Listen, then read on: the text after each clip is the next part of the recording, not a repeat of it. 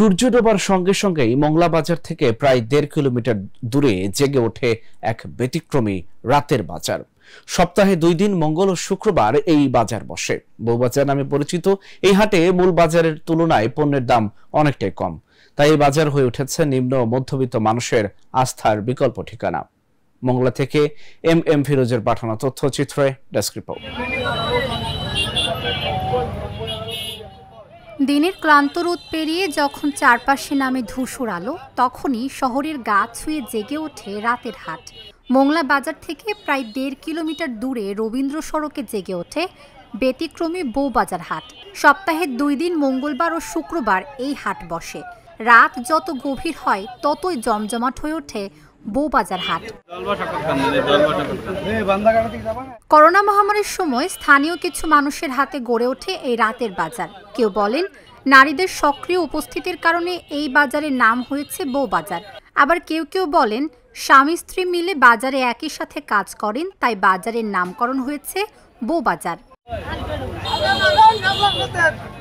খোলা আকাশের নিচে নিত্য প্রয়োজনীয় জিনিসের পসরা সাজিয়ে বসেন বিক্রেতারা।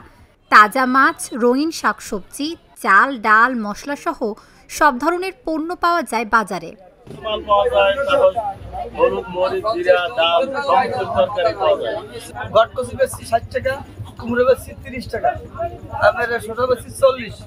মূল বাজারের চেয়ে ২০ থেকে ৩০% কম দামে এসব পণ্য বিক্রি হয়।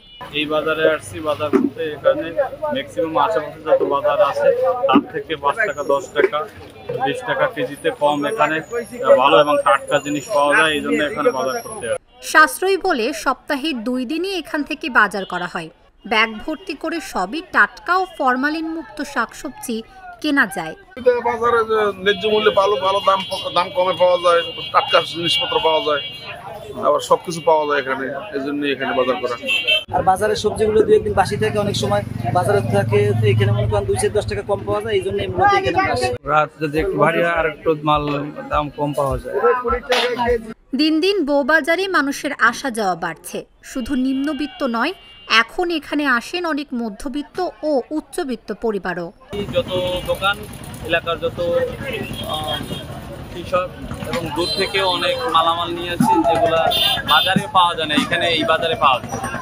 দ্রব্যমূল্যের ঊর্ধ্বগতির বাজারে যেখানে বাজার করতে নাভিশ্বাস উঠছে ক্রেতাদের, সেখানে এই রাতের বউবাজার হয়ে উঠেছে অনেক পরিবারের কাছে আশীর্বাদ।